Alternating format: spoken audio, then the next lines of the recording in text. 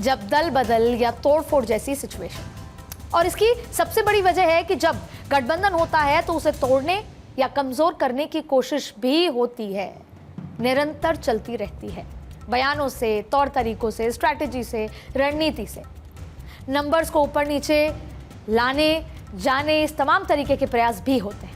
और इस बार भी इसकी आशंका पूरी है। छोटे छोटे सांसदों वाली पार्टियां या तो टूट कर बड़े दलों में मिल जाएं या सांसद ही पाला बदल लें। इस तरह की सिचुएशन होती आई हैं और आगे भी होती नजर आ रही है। इसकी आशंकाएं हैं। हालांकि इसे रोकने के लिए एक नियम है। राजीव गांधी की सरकार 1985 में इसके लिए ही दल बदल कानून लेकर आई थी ताकि ये आवाजाही रोकी जा सके। लेकिन यही दल बदल कानून स्पीकर को शक्तिमान बना देता है। वो चाहे तो दल बदलने वाले सांसदों को अयोग्य ठहरा सकता है और चाहे तो उन्हें अलाउ कर सकता है। वो चाहे तो दल बदल या पार्टी को टूटने से रोक भी सकता है। और सबसे दिलचस्प बात यह है कि दल बदल कानून के मामले में सुप्रीम कोर्ट के पास भी सीमित अधिकार ही है।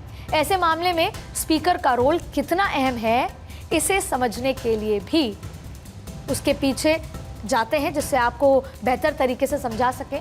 और ज्यादा दूर जाने की जरूरत नहीं है, क्योंकि बीते कुछ सालों में महाराष्ट्र में जो हुआ वो स्पीकर की ताकत को बखूबी बताता है। उसकी अहमियत बताने के लिए बहुत ज़्यादा काफ़ी है कि किस तरीके से स्पीकर की अहमियत होती है जब दल बदल जैसी सिचुएशन हो। दरअसल 2019 में महाराष्ट्र में बीजेपी और शिवसेना की सरकार बनी थी, लेकिन सीएम नहीं बनाए जाने से नाराज उद्धव ठाकरे आ गए महाविकास अघाड़ी के साथ और सीएम बन गए वहां पर। यहां तक मामला सही था, लेकिन जून 2022 में एकनाथ शिंदे की अगुवाई में शिवसेना के 16 विधायकों ने बगावत कर दी। बाद में बागी विधायकों के जो नंबर तो बढ़ गए और टोटल आंकड़ा 40 तक पहुंच गया।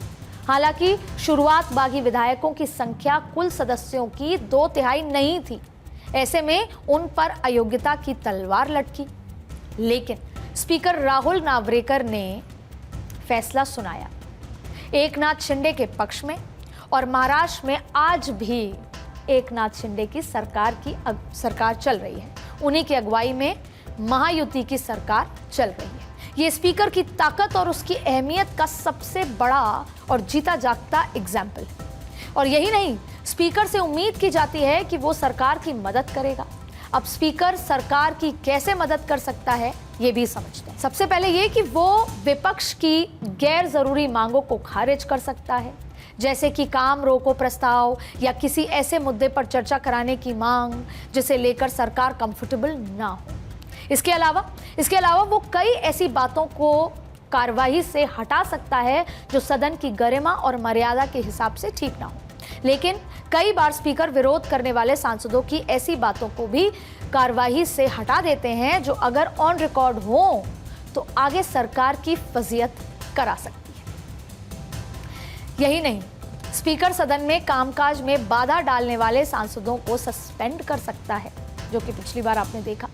कुछ घंटों के लिए या फिर पूरे सेशन के लिए, कुछ दिनों के लिए, हफ्ते भर के लिए। और आपको याद ही होगा जब दिसंबर 2023 में एक साथ विपक्ष के 78 सांसदों को संसद से सस्पेंड कर दिया गया था और सरकार ने उनकी गैर हाजिरी में ही कई इंपॉर्टेंट बिल्स को पेश किया, उसे पास भी करा लिया।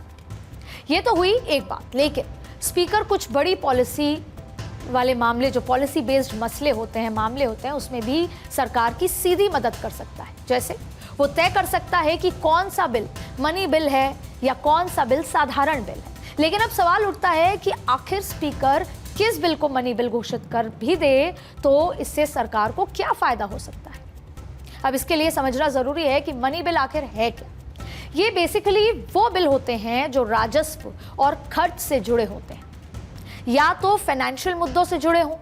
ऐसे बिल पर राज्यसभा के पास कराने को खास कुछ नहीं बचता, क्योंकि वहां मनी बिल पर चर्चा होती भी हो सकती है, लेकिन उस पर कोई वोटिंग नहीं हो सकती। यानी मनी बिल को पास कराने का अधिकार सिर्फ लोकसभा के पास होता है। और हमारा पार्लियामेंट्री सिस्टम कुछ ऐसा है कि सरकारों के पास लोकसभा में तो नंबर्स होते हैं, लेकिन राज्यसभा में उनके पास पूर्ण बहुमत नहीं होता। हो या ना हो ये जरूरी नहीं है। और ऐसे में अगर स्पीकर किसी बिल को मनी बिल मान लेता है तो सरकारों के लिए राज्यसभा में बिल पास कराने की टेंशन ही खत्म हो जाती है। इसे एक एग्जाम्पल के तौर पर समझते हैं। क्या हुआ सितंबर 2020 में मोदी सरकार ने संसद में 3 कृषि सुधार बिल पेश किए। स्पीकर ने इन तीनों बिलों को मनी बिल मान लिया। ऐसे में सरकार ने आसानी से लोकसभा में बिल पास करवाकर इन्हें कानून बना दिया था। अब स्पीकर सरकार की हेल्प और कैसे कर सकता है? जैसा अभी एक बेहतरीन एग्जाम्पल आपके सामने रखा, ठीक वैसे ही और किस तरह की मदद हो सकती है, और इसके लिए एक और एग्जाम्पल आपके सामने रखते हैं। 8 जुलाई 2008 को देश में मनमोहन सिंह की सरकार थी और इस गठबंधन सरकार लेफ्ट का भी सपोर्ट इनको दिया गया था, लेफ्ट का सपोर्ट इनके पास था और स्पीकर थे सीपीआई के सोमनाथ चटर्जी। लेकिन परमाणु समझौते के मुद्दे पर सीपीआई ने कांग्रेस सरकार से समर्थन वापस लेने का ऐलान कर दिया। अब सोमनाथ चटर्जी को भी उनकी पार्टी ने कहा कि भाई जब हमने ही समर्थन वापस ले लिया है तो आप भी अपने पद से इस्तीफा दे दीजिए। लेकिन चटर्जी ने साफ इनकार कर दिया। इसी बीच सरकार के खिलाफ अविश्वास प्रस्ताव पेश कर दिया गया। चर्चा के दौरान सदन में नोटों की गड्डियां लहराई गईं और इन सांसदों ने आरोप लगाया कि ये पैसे उन्हें सरकार के फेवर में वोटिंग के लिए दिए गए हैं। अब ऐसे में स्पीकर चाहते तो अविश्वास प्रस्ताव पर वोटिंग रोक सकते थे, लेकिन हुआ क्या? उन्होंने ऐसा नहीं किया और वोटिंग को परमिशन दे दी।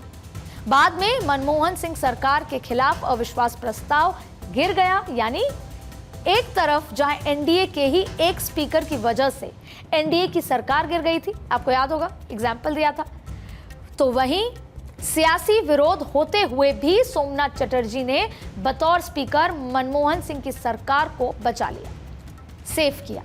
ये स्पीकर और उसकी अहमियत की बात आपके सामने एक एग्जाम्पल के तौर पर रख रहे हैं।